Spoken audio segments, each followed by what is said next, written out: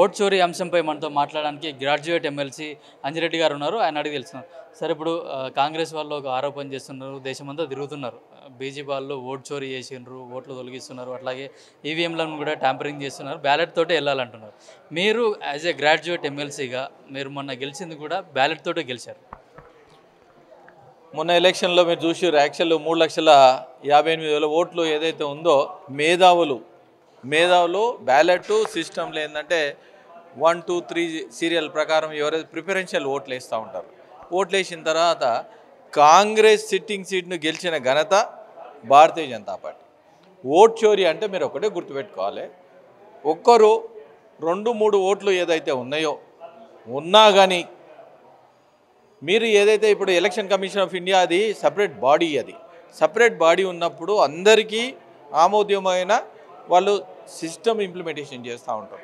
ఎప్పుడైతే ఎలక్షన్స్ వస్తాయి, ఎలక్షన్గా బిఫోరు ఏదైతే టైం ఉందో ఆ టైంలో ఓట్లు ఎన్రోల్ చేసుకోవాలి, ఓట్ డిలీట్ చేసుకోవాలి, అవన్నీ ఉన్నాయి. మరి దాన్ని మీరు ఉపయోగించుకొని దాన్ని ప్లాన్ చేయాలి.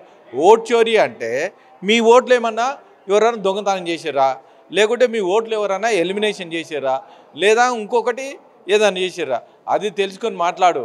యాక్చువల్ మీరు ఎవరి మీద మాట్లాడుతూ ఉన్నారు? అది ఇండిపెండెంట్ బాడీ ఎన్నోసార్లు ఎలక్షన్స్ అయినాయి. గత 50 సంవత్సరాల నుంచి మీరు గెలుస్తూ ఉన్నారు. మరి మీరు ఓటు చోరీ అంటే ఓటు చోరీతో గెలిచిరా అని దీనికి సమాధానం చెప్పాలని మేము డిమాండ్ చేస్తూ ఉన్నాం. అదేవిధంగా ఒక మాట అన్నాడు మహేష్ కుమార్ గారు, ఎవరైతే బీజేపీ వాళ్ళు బిచ్చపోళ్ళు అని అన్నారు.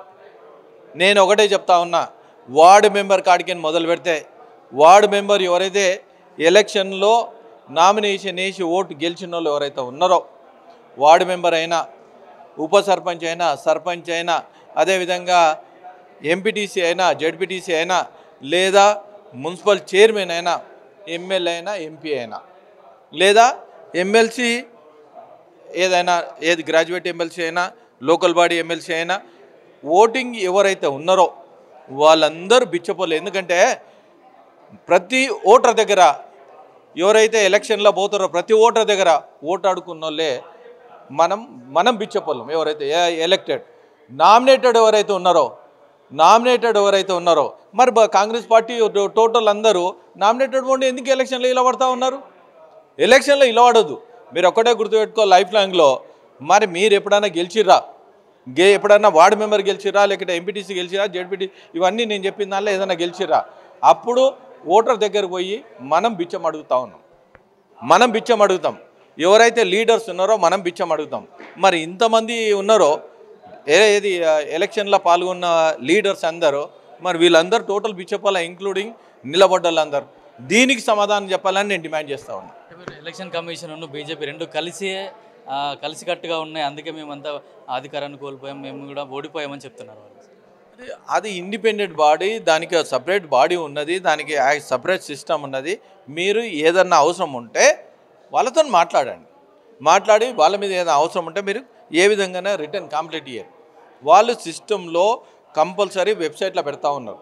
వెబ్సైట్లో పెట్టినప్పుడు కళ్ళు కనిపిస్తలేవా, లేదా వెబ్సైట్లో పెట్టినప్పుడు పలానా ఇంట్లో ఒక 1000 ఓట్లు ఉన్నాయి, మరి 1000 ఓట్లు ఉంటే పోయి డిలీట్ చేసుకోండి. బిఫోర్ ఎలక్షన్లు మీరు చేసుకోండి. తర్వాత ఓటింగ్ అప్పుడు మీకు ఇంకు పెడతలేరా, లేకుంటే ఓటేసిన గుర్తు పెడతలేరా, మరి గుర్తు పెట్టినప్పుడు కూడా ఇమ్మీడియట్లీ పోతూ ఉన్నాయా, ఒక్కరు 100 ఓట్లు ఏదైనా వేస్తూ ఉన్నారా, ఇన్ని ఏదైతే ఆధార్ కార్డుకి మొదలు పెడితే ఐటీ కార్డు అయినా సరే ఎన్ని ఒక 10 ప్రూఫ్లు అడుగుతూ ఉన్నారు. 10 ప్రూఫ్లు అయినా మీ ఏజెంట్ ఉంటలేడా, మరి మీ ఏజెంట్లు లేరా? ఏజెంట్ లేనప్పుడు మీరు పార్టీ ఎందుకు? దీనికి సమాధానం చెప్పాలని మేము డిమాండ్ చేస్తూ ఉన్నాం. ఇప్పుడు 30వ తారీఖు నుంచి అసెంబ్లీ ఉండబోతుంది, మీరు మొట్టమొదటిసారిగా అసెంబ్లీలో అడుగుపెడుతున్నారు, మీ ప్లాన్ ఏముంది? మా ప్లాన్ ఒకటి, నేను గ్రాడ్యుయేట్ ఎమ్మెల్సీ దాంట్లో గెలిచినాను.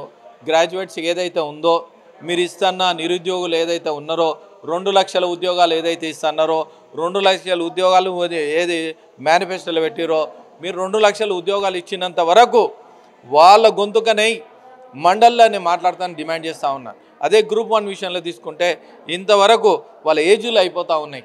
వాళ్ళు దీని మీద ఆధారపడి ఉన్నది. ఎన్ని ఖాళీలు ఉన్నాయో వెబ్సైట్లో పెట్టాలని డిమాండ్ చేస్తూ ఉన్నాం. ఇంకొకటి ఏంటంటే గ్రాడ్యుయేట్స్ ఎవరైతే ఉన్నారో, అన్ఎంప్లాయ్మెంట్ ఎవరైతే ఉన్నారో, అన్ఎంప్లాయ్మెంట్ వృత్తి ఇస్తానో అది ఇవ్వలేరు. వాళ్ళు 2 లక్షల ఉద్యోగాలు ఇస్తాని ఇంతవరకు ఉద్యోగాలు ఇవ్వలేరు. వాళ్ళు ఎంత ఇబ్బంది పడుతూ ఉన్నారు, వాళ్ళ కోసం నేను మాట్లాడనీకి అంజిరెడ్డి ఎప్పుడూ అండగా ఉంటాడు. వాళ్ళకు వాళ్ళ గొంతుకనై వాళ్ళ ప్రశ్నలు ఏదైతే ఉన్నాయో నేను నిలదీస్తాను, అవి అయినంత వరకు పోరాడతాను నేను డిమాండ్ చేస్తా ఉన్నాను. 11 సంవత్సరాలుగా ఇప్పుడు బీజేపీ అధికారంలో ఉంది. బార్డర్ నుంచి రోహింగ్యాలు అందరూ వస్తున్నారు, మేము వాళ్ళే తీసేసినామని చెప్తున్నారు కదా, మరి 11 సంవత్సరాల నుంచి బీజేపీ భవన్ ఉంటే ఏం చేస్తుందని వాళ్ళు కూడా పీసీసీ ప్రెసిడెంట్ క్వశ్చన్ చేస్తున్నారు బీజేపీని. దీంట్లో ఒకటి భారతదేశంలో ఎవరైతే ఉన్నారో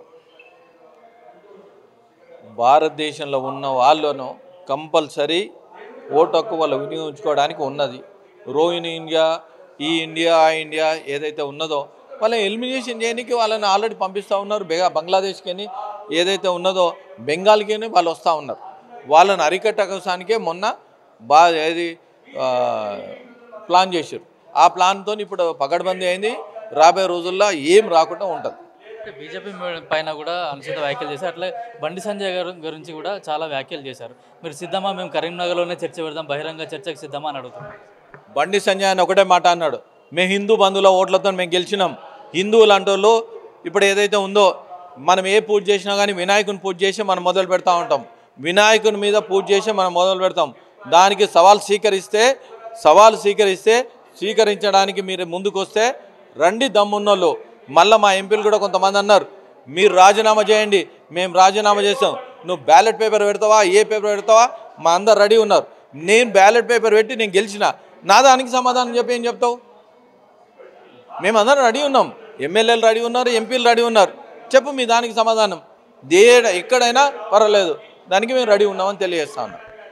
ఇప్పుడు ఎమ్మెల్యే అనర్హత వేటు విషయంలో కూడా స్పీకర్ కూడా నోటీసులు ఇచ్చారు. ఇప్పుడు రాబోయే అసెంబ్లీలో మీ స్టాండ్ ఎలా ఉండబోతుంది? ఒకటి అది ఏంటంటే కోర్టులో ఉన్నది. కోర్టు సుప్రీంకోర్టు ఏదైతే ఇచ్చిందో, సుప్రీంకోర్టు ఎవరికి ఇచ్చారు? స్పీకర్కి ఇచ్చారు. స్పీకర్కి పూర్తి అధికారాలు ఉన్నాయి. స్పీకర్ దానికి ఏ విధంగా డిసిషన్ తీసుకుంటే దానికి సపోర్ట్ చేయడానికి మనం రెడీ ఉన్నాం. Thank you sir. అయితే ఇప్పుడు రానున్న రోజుల్లో ఇప్పుడు అసెంబ్లీ జరుగుతున్న నేపథ్యంలో మొట్టమొదటిసారిగా అసెంబ్లీకి వెళ్ళేటప్పుడు మేము తప్పకుండా నిరుద్యోగుల పక్షాన నిలబడతాము, ఉద్యోగ అవకాశాలు కూడా రావడానికి, అట్లాగే నోటిఫికేషన్లు ఇవ్వడానికి కానీ నిరుద్యోగులకు ప్రభుత్వం ఇచ్చిన హామీలు నిలబెట్టుకోవాలని చెప్పిగా మేము డిమాండ్ చేస్తామని చెప్తున్నారు. కెమెరామెన్ తరుణ్తో కిరణ్ కుమార్, పల్లవి టీవీ, హైదరాబాద్.